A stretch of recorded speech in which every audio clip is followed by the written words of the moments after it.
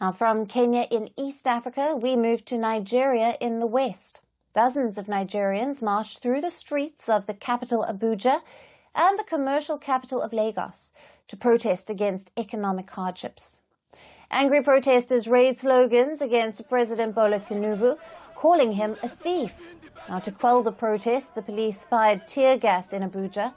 However, it later said that the tear gas was used to forestall some miscreants who were taking advantage of the protest to loot shops.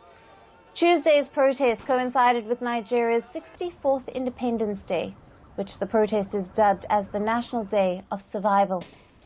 Protesters waved placards and the Nigerian national flag while demanding better opportunities and better jobs for young people.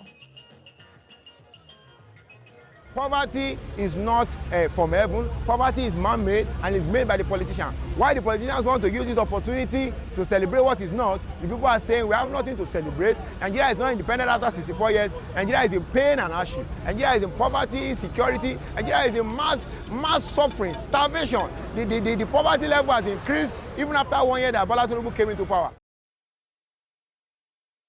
Protesters claimed that measures implemented by President Tinubu's government, such as a quarterly cash transfer benefit, are insufficient to help them tide over the current cost of living crisis. They also criticized the extravagance and lavish lifestyle of Nigeria's political leaders, while ordinary citizens continue to be burdened by financial woes.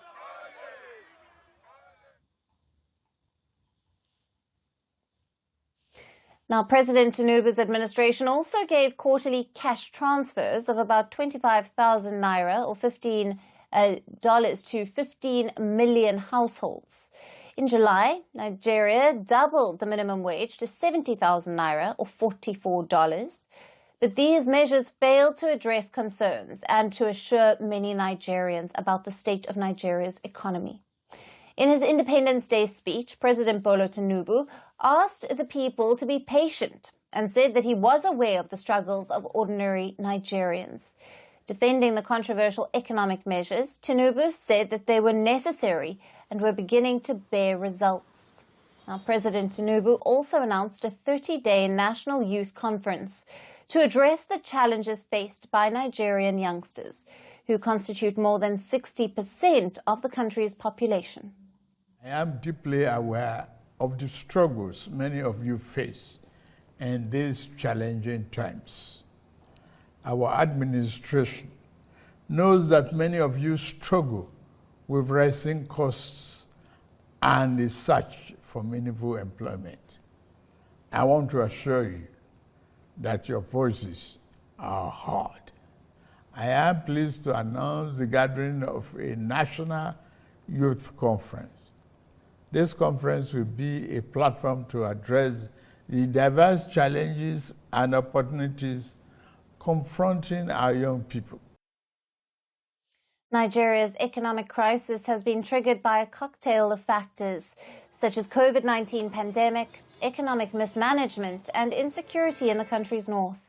Now, after coming to power in May of 2023, President Bola Tinubu implemented the World Bank recommended measures for countries' long-term economic stability. President Tinubu removed a key subsidy that kept fuel prices low for ordinary Nigerians. He also scrapped the policy of pegging the Nigerian naira to the US dollar.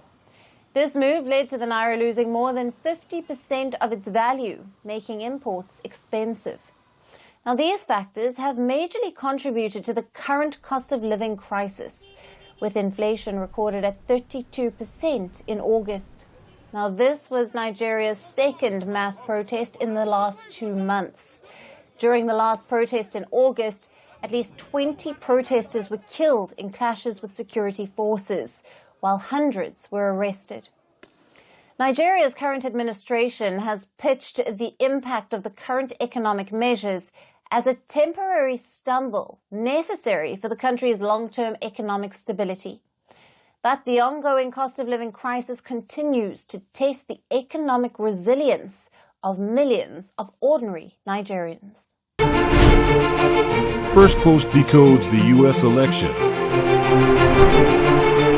explains how America chooses its president, Your primer on the race to the White House. Everything you need to know about how America votes and its global implications. U.S. Election Explained. Every Monday and Thursday only on Firstpost.